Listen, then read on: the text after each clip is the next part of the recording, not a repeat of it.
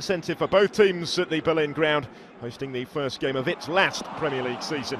It was Leicester who had the better of the first half though and went in front before the half hour here. Shinji Okazaki scoring his first goal in English football. Made by Jamie Vardy, scored by the Japanese international at the second attempt. A man who scored 12 goals for Mainz in the Bundesliga last season, opening his account in the Premier League. Leicester hadn't won in their last 20 top-flight visits to London and lost all 6 trips to the capital last season.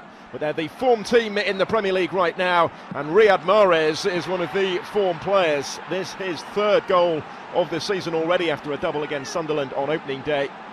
Made by Mark Albrighton and scored by Mahrez for a Leicester side who since the start of April had taken 4 more points than any other team in the Premier League coming into this one. A major talking point though just before half-time. Kasper Schmeichel's challenge on Diafra Sakho led to a huge Hammers appeals for a penalty. Referee Anthony Taylor wasn't impressed and waved them away in first half stoppage time.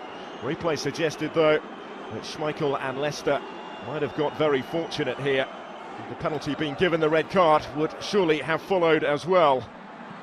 Perhaps fueled by a sense of injustice, West Ham started the second half much more brightly and halved the deficit 10 minutes into the second period with this goal at the second attempt for Dimitri Payet, marking his home Premier League debut with a fine finish. His first goal for the club in competitive football for the man brought in from Marseille at the end of last season. West Ham had won 7 of their last 8 top-flight games at home to Leicester. They were back in this one, but they fell just short of an equaliser and ended with 10 men. Keeper Adrian pushed forward in stoppage time, but caught Jamie Vardy in the chest here right in front of referee Taylor, who produced a straight red card. An acrimonious end to a frustrating afternoon for the home side, but it's